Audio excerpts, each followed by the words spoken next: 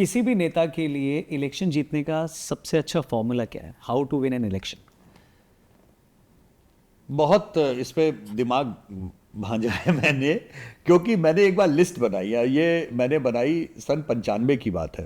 Okay. नया नया काम शुरू किया था और यही सवाल मेरे दिमाग में आया कि बहुत सारी पार्टी के बहुत सारे लोग जीतते हैं और उसमें माफिया से लेकर के, दरिद्र से लेकर के, विद्वान से लेकर के, काम हर तरीके के लोग हैं Correct. जो जीतते हैं, बार बार जीतते हैं। तो पार्टी कैसे जीतती है मैं उस पर नहीं आता, मुझे इंटरेस्ट ये था ये इंसान कैसे जीतता है। तो मैंने 8-10 लोगों की लिस्ट बनाई और मैं उनकी कॉन्स्टिट्यूंसी में जाकर के खूब बात की लोगों से, और मैं घूम फिर के मैं इस नतीजे पे आया कि भारत की जनता दरअसल 3 चीजों पे वोट देती है। ओके। पहला है इफेक्टिवनेस। इफेक्टिवनेस मतलब है कि आपने काम किया, वो काम दिख रहा है। ठीक है। जैसे हमारे बनारस के पास में घोसी सीट है, घोसी से कल्पनाथ राय जी सांसद हुआ करते थे और कल्पनाथ राय के ऊपर भयानक भ्रष्टाचार के आरोप लगे हुए थे, लेकिन वो पार्टी से भी लड़के जीते, कांग्रेस से, इंडिपेंडेंट भी जीते, जेल के अंदर से भी जीते। ठीक है। शुगर डैडी कहा जाता था क्योंकि उनके पास में बहुत बड़ा घोटाला हुआ था, चीनी घोटाला हुआ जी। लेकिन साहब घोसी की हालत ये थी, बनारस में हम लोग रहते थे, टीवी सेंटर पहला जो है वो उधर की तरफ बना घोसी। ओ, लखनऊ में फ्लाईओवर नहीं हुआ करते थे, घोसी में फ्लाईओवर बन गया था। क्या बात है। आपको बताएं, आप अगर ऐसे बोलें, और उनकी कॉन्स्टिट्यूंसी में मुस्लिम मतदाता बहुत थे, तो हज की यात्रा के लिए और वो कॉन्सुलेट की सर्विस है उसके लिए उस जमाने में, this I am talking about, I mean मैं 80s से उनका चल रहा था, मैं मिड 90s की बात बता क्या विजनरी आदमी थे। क्या विजनरी आदमी था, कितना भ्रष्टाचार किया हो। लेकिन क्षेत्र की जनता जब तक वो जीवित थे कल्पनाथ राय को सर आंखों पे रखती थी। असली रॉबिनहुड। बिल्कुल, मतलब मुझे इतना समझ में आया कि बंदा इफेक्टिव है ना। इफेक्टिव नहीं है, चलो भाई ईमानदार होना चाहिए, जिसके ऊपर कतई कोई वो नहीं। और इसमें आपको कांग्रेस भाजपा हर तरह, वैसे उड़ीसा में कांग्रेस के गिरधर गमांग होते थे, है ना, कभी कोई एक छींटा उनके ऊपर नहीं आया। भाजपा के मैंने एक स्टडी किया राम नाईक के ऊपर, इनफैक्ट जब गोविंदा ने उनको हरा दिया तो मैं बड़ा खुद कंफ्यूज था विरार से कि कैसे हार गए वो, और आज तक उस क्षेत्र की जनता इस बात को लेकर रोती है कि हमने राम नाईक जैसे इंसान को क्यों हराया।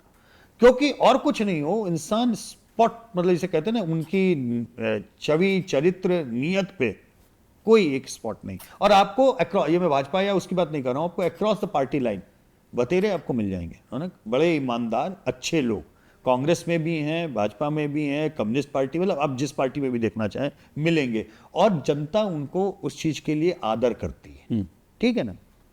अच्छा भाई, आप इफेक्टिव भी नहीं है, आप ईमानदार भी नहीं है, तो तीसरा जनता का एक रॉक बॉटम एक अपेक्षा है उनकी कि आप अवेलेबल रहिए।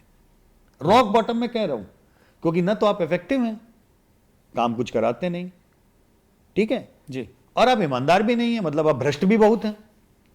अब आप सोचिए कि अगर आप एक ऐसे कैंडिडेट हैं जो इफेक्टिव नहीं है, काम नहीं कराता और आकंठित भ्रष्टाचार में डूबा हुआ है, उसके बाद में भी मैं आपको जीतने का एक मंत्र दे रहा हूं कि अगर आप 4 अर्थी में कंधा और 5 मुंडन दिन के अटेंड कर सकते हैं तो जनता इन सब के बावजूद भी आपको जिता देगी कि आप अवेलेबल हैं। ठीक है। तो इफेक्टिवनेस, ऑनेस्टी एंड अवेलेबिलिटी, कोई भी इनमें से एक कोई भी चीज आप पकड़ रहे हैं तो आप चुनाव जीत सकते हैं। तीसरा जो है वो रॉक बॉटम है। अब एक आंकड़ा मैं आपको देता हूं, पिछले 30 साल के चुनाव उठाइए, कौन सरकार बना रहा है इसको भूल जाइए, हर राज्य में, केंद्र में जो अलग अलग पार्टियां हैं, सारी पार्टियों के कोई भी चुनाव हो, कोई राज्य हो, आधे से ज्यादा सिटिंग एमएलए और एमपी चुनाव हार जाते हैं, क्योंकि इन तीनों में से कुछ नहीं करते। इन तीनों से, मतलब सोचिए ना, बंदा रॉक बॉटम भी करने को तैयार नहीं कि 4 अंधी को कंधा दे दे जाके। बड़े निकम्मे हो यार। मतलब आप सोच रहे हो कि आप भ्रष्ट भी हो चलोगे, आप काम भी ना कराओ चलोगे, आप केवल सुख दुख में आके खड़े हो जाओ तो भी साहब हम आपके लिए वोट देने को तैयार हैं। हिंदुस्तान के आधे से ज्यादा मक्कार एमपी एमएलए किसी भी पार्टी, किसी भी राज्य के हों, ये बेसिक रिक्वायरमेंट भी पूरी करने के लिए तैयार नहीं है। ये इस देश का असली दुर्भाग्य है।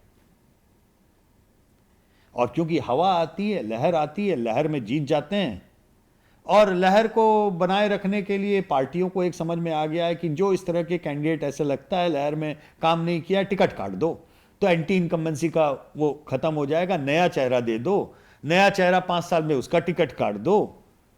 तो जनता हर बार एक नया पप्पू लेके घूमती है, क्योंकि उसका गुस्सा यशवंत से है तो रौनक आ गए, रौनक है, ये आ गए, वो आ गए। तो ये पार्टियां या केंद्रीय नेतृत्व अपनी पॉपुलैरिटी के ऊपर जी ये करता है, जिसमें बीजेपी भी शामिल है, जी क्योंकि प्रधानमंत्री की लोकप्रियता या कुछ राज्यों में मुख्यमंत्री की लोकप्रियता बहुत ज्यादा है, टिकट काट दो, हाँ भाई इसको हमने टिकट काट दिया, देखो खराब आदमी था, अच्छा नहीं किया। अरे लेकिन टिकट काटने तक का इंतजार क्यों कर रहे हो भाई? आज नीलकंठ जो है बेचारा स्कूल जा रहा है, बहुत जल्दी वो तिमाही परीक्षा भी देगा, छठमाही भी देगा, मंथली टेस्ट जो यूनिट के अलग होंगे। दर्जा 5 के बच्चे भी बेचारे हर महीने परीक्षा दे के आ रहे होते हैं।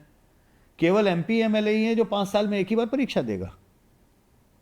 कोई इवैल्यूएशन क्यों नहीं होगा उसका?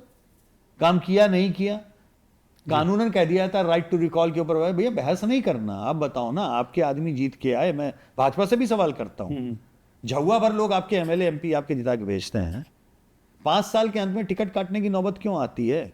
बंदा पहले साल में आपके पास में क्यों नहीं इम्पैक्ट इवैल्यूएशन है कि ये एमपी या एमएलए हमारा काम नहीं किया? आप वार्निंग दो, लिस्ट निकाल करके नेम एंड शेम करो ना। करेक्ट। किस बात का डर है आपको? तो ओवरफ्लो कर रखा है पब्लिक ने, लेकिन नहीं है। तो ये थोड़ी सी मौलिक समस्याएं हैं जिसके ऊपर मुझे लगता है कि अभी काम करने की जरूरत है।